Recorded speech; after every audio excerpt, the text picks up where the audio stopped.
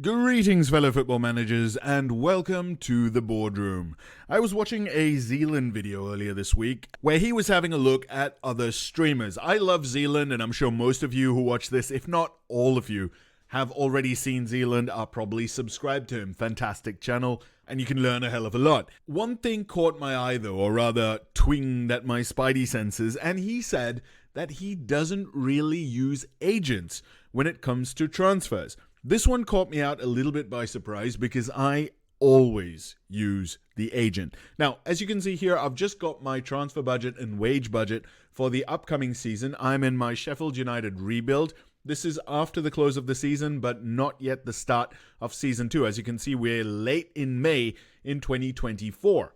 I like to make early transfer moves, obviously, so I've got a few players coming in already. I've got a couple of deals confirmed. These are all kind of squad players. I was looking at this guy, for example, as a backup centre-back or competition for my starting centre-backs.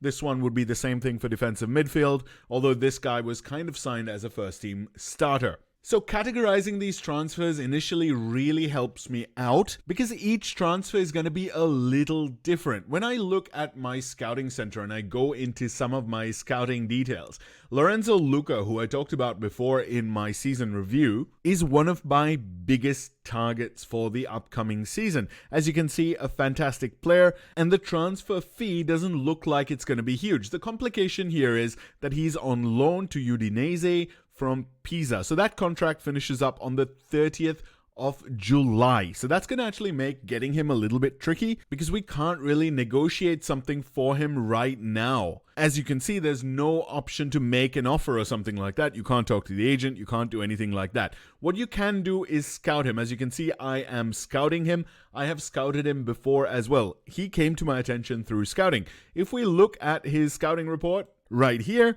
you are going to see immediately the possible transfer value, the estimated wage demands, and the interest in the transfer. Now, I honestly don't know how realistic this is, but this has been the one thing that we used to trust all the time in Football Manager before the advent of the agent, before agents were introduced to the game.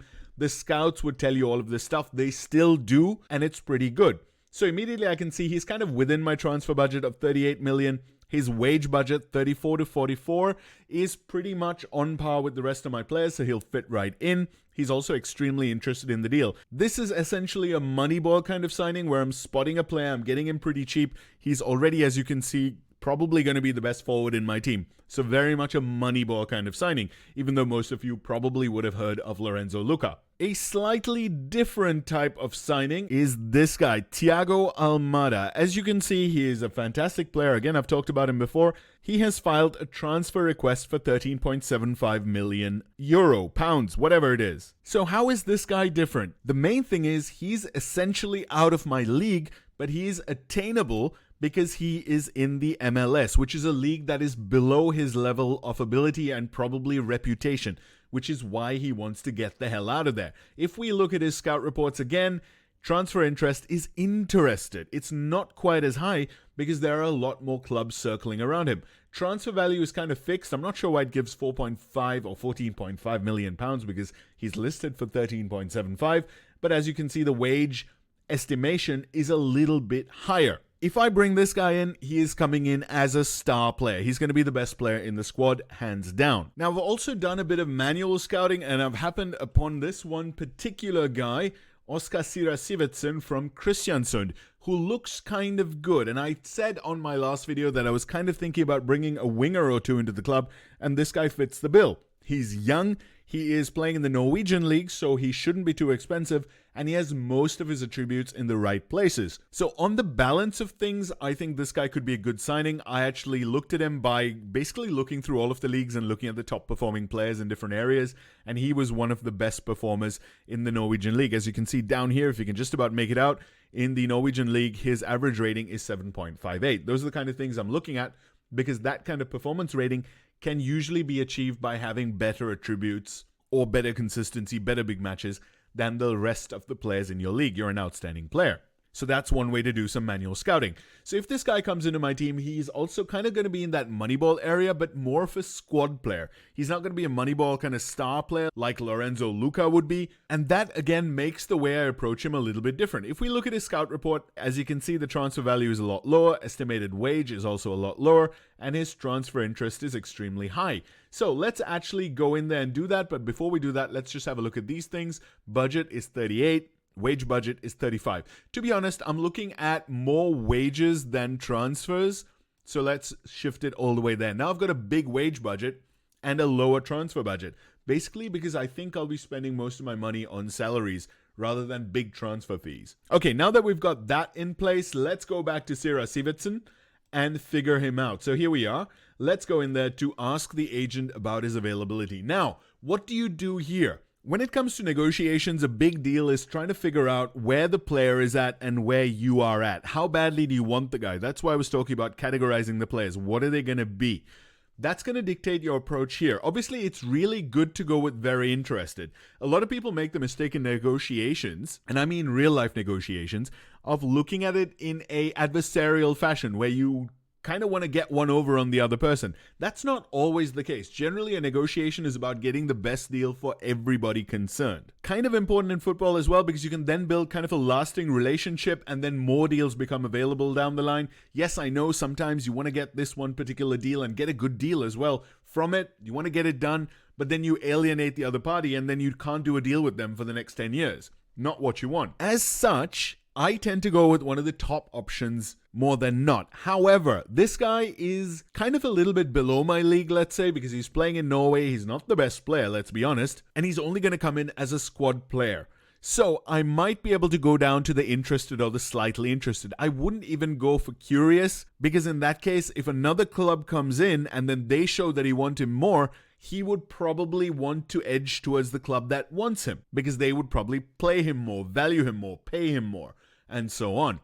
So I'm actually going to go here. I'm going to say we are keen on signing him. So now the agent will kind of confirm what your scouts told you a little while ago. The agent will give you a real-time answer, whereas your scouting report, maybe you did it 6 months ago and things have changed. The agent will give you something in real time. So as we see, the agent says he is incredibly interested. So he wants this deal possibly more than I do in a sense, even though, let's be honest, I do want the deal. The agent will also back up what the club wants. So between your scout and the agent, you can kind of figure out the transfer fee. Obviously, in this case, it's a bit tricky between 120 and 1.2. What is that? That's like a huge variance, isn't it? And that would probably be really frustrating if you're a club that operates in this lower end of the range. But for me, as Sheffield United, having had a good season and now we're still in the Premiership, I can work with this. No worries. For me, just throw a dart in that range and I'm fine. Although I do want to get the best deal possible. What's more important, though, is these things down here.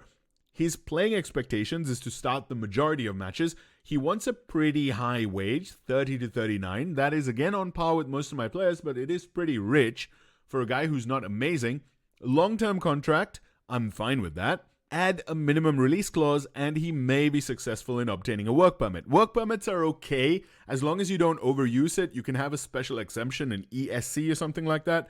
I think you can have up to 4 of those. So if you don't have too many players who would struggle for work permits, 1 or 2 is fine. It might actually be 2, the maximum, I'm not sure. But what immediately would concern you probably, and me as well, is this minimum release clause. We hate minimum release clauses. The thing here is, if I went in without talking to the agent, I might have to agree with that pretty fast in the player negotiation. However, I can sort it out with the agent themselves. So if we go down, so agree is obviously, okay, yeah, whatever you said is fine, but you can go down to contest. You always have a chance to contest. On this left-hand side, it says locked demand. So the long-term contract is the only locked demand, and that is okay. We're okay with that long-term contract. Look at this option here, though. I have no quibbles with any of the demands Oscar is making, but I would prefer it if they could all be up for negotiation rather than boxed off from the outset. How does that sound to you? So we're going to click that, and now all of these things are negotiable. So the agent says, I'm sure you'll be more than aware of his interest. You can expect a smoother initial round as a consequence, including not blocking off any promises in addition to the basic wage, which is exactly what we want. So that's one big thing that the agent can help you with. Annoying players who always come in saying that they want minimum release clauses, you might be able to knock out that minimum release clause by this stage. So when you go into the actual negotiation, a couple of these things can change, but we do have an agreement in principle with the agent that we can argue these things or negotiate these things when it comes down to the deal.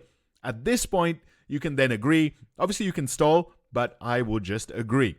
I like building up relationships. It's also interesting here that the agent says there's both active and rumored interest being shown in the player, so we should move quickly. Obviously, this is also a negotiating tactic. He's introducing a little bit of an element of time pressure, but yeah, we don't really care too much about it. We want the player, but there are alternatives. He is not like our number one kind of star player target, where we wouldn't be able to get any alternatives like Almada. So we'll go to him in a second, but we've ended this chat, and now we can actually make an offer for Sira Sivitson. So let's go ahead and do that. We are going to make an offer. We have to come in with a price. We are not quite sure what the deal is going to be, so let's include a decent fee there. Now, I'm sure a lot of you guys know this trick, but if you don't want these two clauses, percentage of profit from next sale and percentage of next sale, you can just remove and exclude at this stage. So you add them in here, and then you click the minus and remove and exclude. So this won't be available. The problem is then the price will go up because you are putting in elements of the deal, concessions that you already want, which then pushes the main price up a little bit from that side. There's no way they're going to agree to this straight away. Let's go, suggest terms. Oopsie, they're not too happy. So now we know that we need to go up on this a little bit. So let's do that. No worries. Let's go up to 675. Again, we know we need to hit up to 1.2 million, something like that. So let's go into installments, go to 3 installments, whatever. I don't really care too much about this deal, so something like this. Let's make the offer and let it cook. Now, let's go to Almada, who is a little bit more interesting. Thiago Almada. Again, we can't get a player of this rating. We're not going to be able to get an alternative to him. He's available on a cut price deal, and he wants to actually come to us. This is a one-off. We need to get him however possible. He's also an international for Argentina, so this is a huge capture. Like I said, there's no real alternative to this guy. So let's talk to the agent again.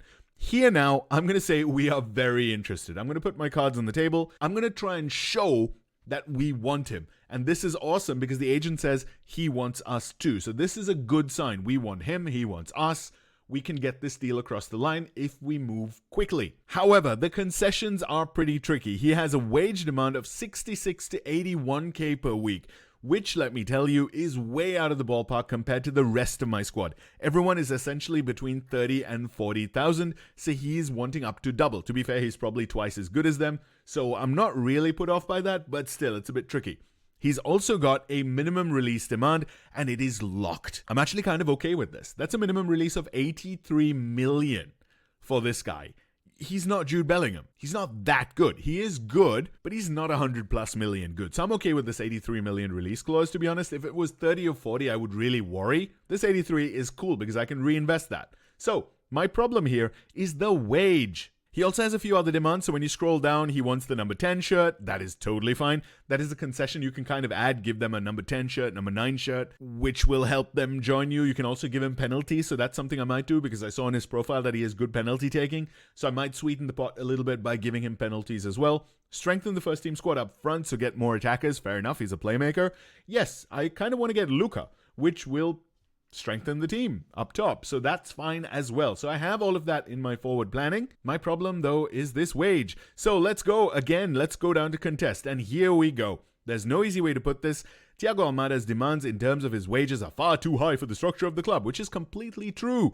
Don't try and lie on this, because lying won't get you anywhere. Most of this stuff is well known, and to be honest, in real football as well, a lot of these things are well known, unless of course a club, let's say a oil-funded club, were to try and hide things through shell companies and rack up 115 financial fair play charges, get banned from the Champions League for 2 years, and then have that rescinded only because it was a long time ago. I mean, you murder someone, you're guilty for life, right? Statute of limitations be damned. But hey, that's a philosophical discussion and nothing related to football. Or is it? Point being, his wages are too high, but we can talk to the agent and try and bring the wage demands down. Now, look at this. Wage demand is currently 66 to 81. Let's talk to the agent and bring it down. Hello, 59 to 73. That doesn't sound huge, but for a club like Sheffield, which is playing with a wage budget of under $1 million, that is really, really cool.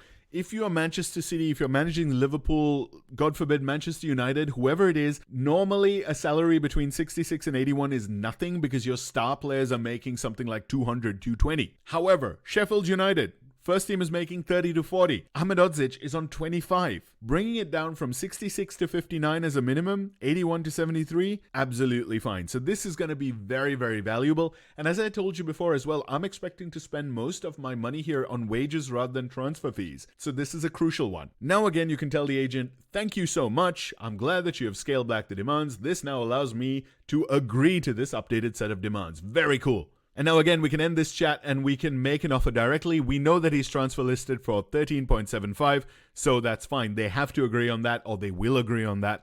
There won't be any discussion there. Finalize the offer, and we should be able to talk to him soon as that goes through. Here we go, right away. Almada is very interested in negotiating terms, but feels that there are currently more appealing options elsewhere. Now that's a bit worrying because that's not really what his agent told me. So I need to be really careful in the negotiation now. Adding new promises and increasing the offer may increase his interest. So that is a really tricky one. Obviously, a couple of clubs have come through. West Ham, RB Leipzig, Gladbach. They are clubs which have more reputation than us, so that is a really tricky one. In real life, I would totally hand this over to Michael Edwards. I can't do that. Not for a star signing. So let's start negotiations and go in. Now, all of this stuff will be loaded up the way you discussed it with the agent earlier. We kind of pre-agreed all of these things. Playing time is this one, and then some of the other things. Treat the club as a stepping stone is essentially, there's going to be a minimum release clause here. Strengthen the areas of the first team squad, that's fine. Give him the number 10 shirt. We knew that already. We agreed to that already. No worries. Now let's try and sweeten the pot. Let's add a couple of concessions. Let's assign him as the penalty taker. Boom. That's one. Let's have a look at his profile again. You can actually hover the profile, which is nice. Free kick taking 16, long shots 15. Oh boy, we're going to give you free kicks as well, my son. So you have that locked in. How's his leadership? No, he's not going to be the new club captain. Forget about that. Is there anything else that can sweeten the pot? That's something you should take a look at and see. Intensive language course, that's good as well. That's going to cost you a little bit of money, so you need to watch out for that at the lower levels. But at this level, at the Premier League level, even lower Premier League level, that is totally fine. If you're in the Championship, if you're lower, you might need to balance that. It's a few thousand, but that can make a difference at the lower levels of the pyramid. The other stuff, as you can see, doesn't really make any sense. Bring in a suitable signing to help him settle is something I'm very wary about because he's Argentinian. Can we go out there and buy another Argentinian guy? No, that's a bit tricky. Become a regular starter when there's room? No, he is coming in as the star player. Improved training facilities is a tricky one because the board needs to agree with that. We need to have money, and I think on this save, I could actually do that. So let's go for that because we should have the money now for getting into the Premier League. So within a couple of weeks, when the new season budget kicks in, I should be able to request that from the board. So I need to make a mental note about that one, but the game will remind me as well because there's a promises thing that always shows up. First team coaching staff improvement is a really tricky one. I would say don't go with that. That's a concession that can actually get you in a little bit of trouble. So avoid that if at all possible. But all of these promises should help with this guy. So let's suggest, and the agent likes it. So big green means happy, and we can proceed to finalize promises. Let's go to negotiation. Here we go. So the agent has set the starting lineup. Contract length is fine. He wants that. That was the locked in thing. So it's already locked in. That's fine. We sorted it out with the agent beforehand. Is there anything here that concerns me? The bonuses look okay. What concerns me is this one. The wage after reaching international appearances going up immediately to 89. Now this is tricky. He's played 4 or 5 games already. So the likelihood of him playing another 5 games, that's a bit dangerous. So let's remove that one. Minimum fee release is fine. We've agreed on that already. And the wage is a little bit higher than we looked at. We were looking at kind of 59 to 66 or 59 to 73 after we negotiated it down. But remember, it started off a lot higher. So the agent has come down a little bit. Can we try and bop it down a bit, down to 65? I'm not going to go down to 59 because I've already made a change down here. I've taken out the big wage rise. He's not going to be too thrilled about that. Let's see what works. Ooh, he's popped it straight back on, cheeky bugger. Okay, let's remove this, but keep the wage up here. So again, you're moving it incrementally towards the middle. If you go back towards your starting spot as well, there's basically no negotiation, and that can be tricky, especially when an agent has low patience like this on the top left. So let's go to suggest terms. Oh, he wants it again. Let's lock it out, and let's pop that up a little bit. So we're increasing his wage, and we're hoping that he doesn't mind removing that concession. Ooh, he wants a little bit more. So he's up to his maximum range of 59 to 73. And the agent's talking about as well. I don't want to pay him 89, especially when it's just 5 games. So I'm okay with this. 73 it is. Finalize the deal and let's go. So we've done it. We've managed a few rounds of negotiation as well with a tricky agent. That agent patience was very, very low. And I know that we haven't gotten down to our 59. We've actually gone to the other extreme, the 73. But the thing is, we've gotten rid of that really, really bad clause. And even if we'd gotten it down to 59, within about 2 or 3 in-game months, he could actually go up to that 89 whatever figure. And that would cost us, 30K more per week. So that would have been cataclysmic. I'd rather go with the 73 over 5 years than the 89 after 3 months. The big difference there, though, is if we did not talk to the agent to remove that clause, we would now be paying him something like 81 or 82,000 rather than the 73,000 that we were able to settle on. So that's kind of the benefit of agents. Let's go over to Sira Sivertsen. All right, Christiansen have come in with a negotiation on this guy. This is a bit of a pain because they're right up at the top of the range that they were going for.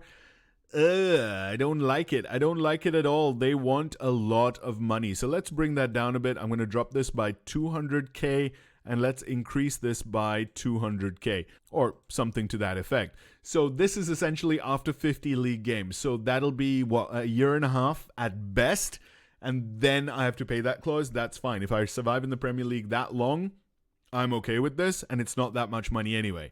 They are happy. Job done. So I'm only going to be paying about 900,000 to start with. All right, let's talk to the player as soon as possible. So here we go. He is very, very interested in negotiating terms. There is a lot of other interest.